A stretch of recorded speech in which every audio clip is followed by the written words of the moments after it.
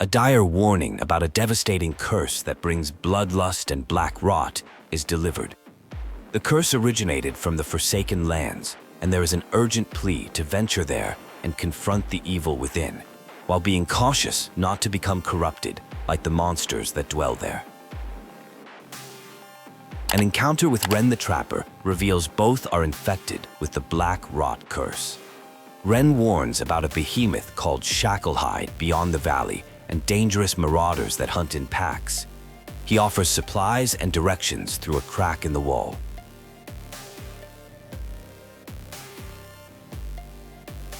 A mysterious entity named Celia enters the protagonist's mind. She teaches how to harness the curse's power, granting superhuman strength and combat abilities. Though initially resistant, the protagonist accepts this power as necessary, while Celia assures they will not lose their humanity. A fierce battle ensues with a behemoth-worshipping villain. Using newly acquired powers and combat skills, the protagonist emerges victorious.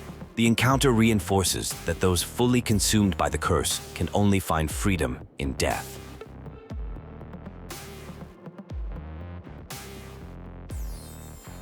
The curse manifests as solid dark magic that can be manipulated for power. Ancient memories reveal the order of purity that once stood against darkness.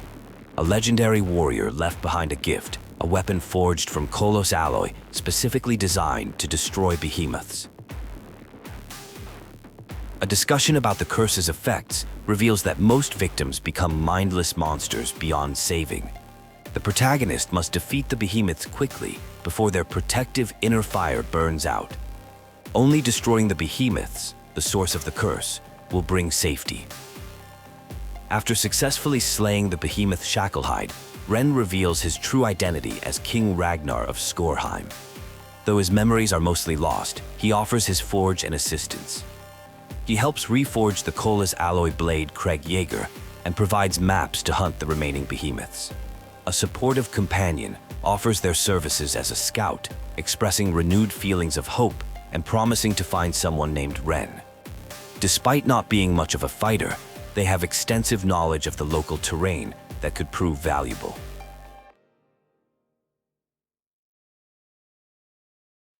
An emotional reunion occurs after one person survives being drowned in darkness. They describe clawing their way out of the silent void, drawn by someone who acted as their guiding light. However, the survivor reveals they found a different guide, the former king of this realm. A warning is issued about being careful who to trust in these forsaken lands.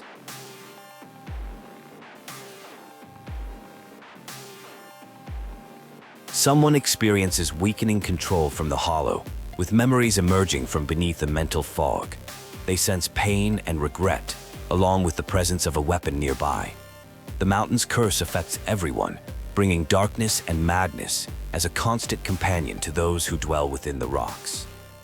A cult has violated a sacred tomb, feeding off behemoth remains and enslaving curse victims. Another crypt requires fire for a ritual. This leads to memories of Astrid, a fallen knight and dear friend who died in battle before the curse took hold. The scene ends with building a memorial fire in her honor. A terrifying beast with a devastating scream poses a deadly threat. Additionally, feral witches who were once wise mystics now fight ferociously. These mystics, though shunned by the kingdom, possessed knowledge of behemoth weaknesses but now worship the creatures as gods. Hidden archers also pose a threat, requiring constant vigilance. Hope diminishes with each sunset, as a winged demon terrorizes the population. People rely on old rituals and prayers for protection, but fall victim one by one to this unstoppable force known as the Night Scraper. The beast has become a frightening legend spoken of only in whispers.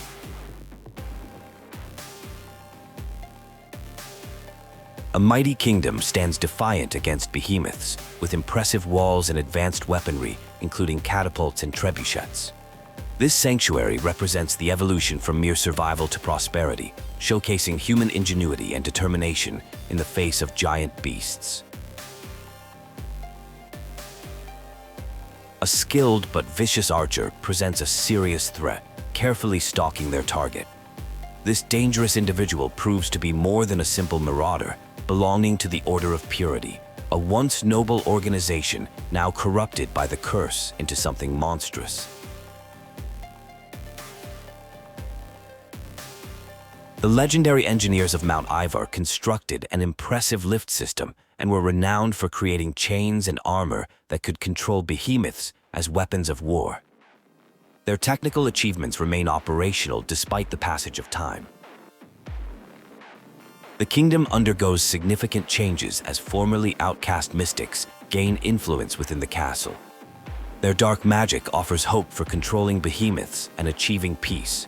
The transformation shows how desperate times lead to embracing previously shunned practices.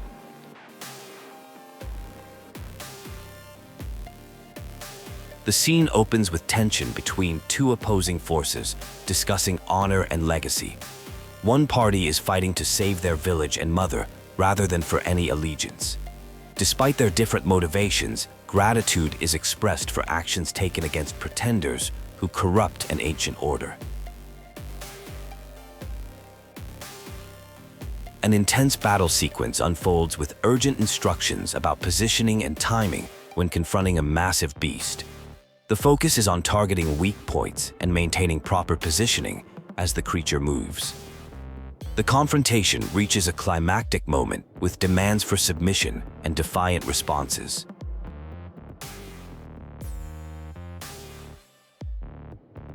A significant revelation occurs at a castle called Duskhold. After defeating a winged creature, a magical barrier weakens, triggering memories of past betrayals. The story of Celia, a usurper who unleashed a devastating curse, comes to light. The curse granted unexpected gifts like immortality and immunity to its dark effects. A complex family history unfolds, revealing connections to Skorheim and a love story involving Alana. Discussions about birthright and destiny emerge, along with revelations about Celia's spirit providing guidance. The conversation touches on trust, fear, and the ultimate goals of ending the curse and rebuilding the kingdom. The narrative shifts to Confronting Dreadstag, described as a walking mountain. A nearby palisade becomes a target, suggesting strategic military operations. Inner conflicts arise as voices and memories clash, leading to questions about truth and loyalty. Plans for reclaiming forsaken lands are discussed.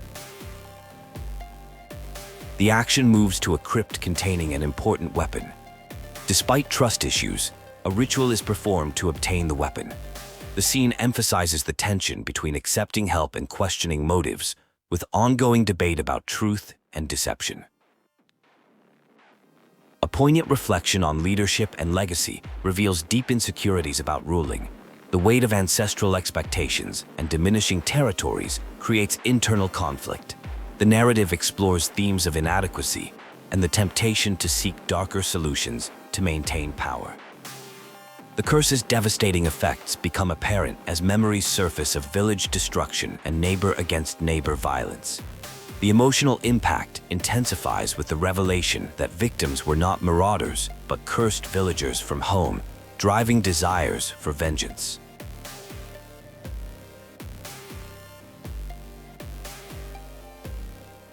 A confrontation leads to shocking revelations about the curse's spread and its connection to birthright. The truth about Alana's death emerges, causing major conflict between characters. The determination to face Dreadstag becomes a point of contention, with accusations of scavenging like vultures. A tense confrontation begins with threatening exchanges and mentions of blades thirsting for blood. The pharaohs sought power, regardless of consequences, leading to their own downfall and corruption.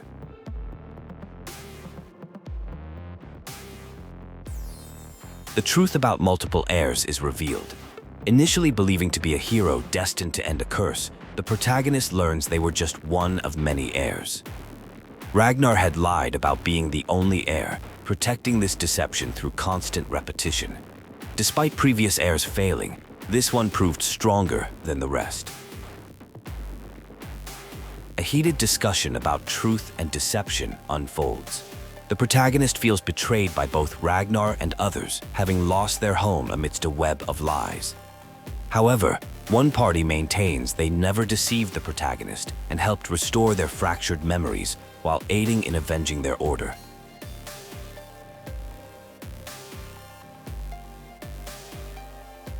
With their leader defeated, the Ferald forces are left directionless. A warning is given not to lose sight of the true purpose while seeking revenge against the remaining forces. The focus shifts to Ragnar's intent at the castle, where he previously performed a dangerous ritual, opening a path to the Hollow. The full extent of Ragnar's deception is exposed. He never truly lost his memories and sacrificed countless heirs to the Behemoths. His ultimate goal involves harnessing dark magic from the Hollow to create an eternal kingdom, showing complete disregard for the consequences of wielding such dangerous power. The final confrontation intensifies as Ragnar, corrupted by power, must be stopped before completing his ritual. A special blade, Kragager, holds the key to defeating him. The weapon draws strength from a spiritual essence and represents unfinished business from the past. Victory is achieved as the curse finally lifts and Ragnar falls. Trapped souls, including Alana, the protagonist's mother, find peace and escape the Hollow. A spiritual bond remains between the protagonist and Celia, who sacrificed her spirit to create a weapon. Though the curse is gone, its strength remains, offering hope for rebuilding rather than destruction. The story concludes with a promise of facing future challenges together, free from the shadow of Ragnar's legacy.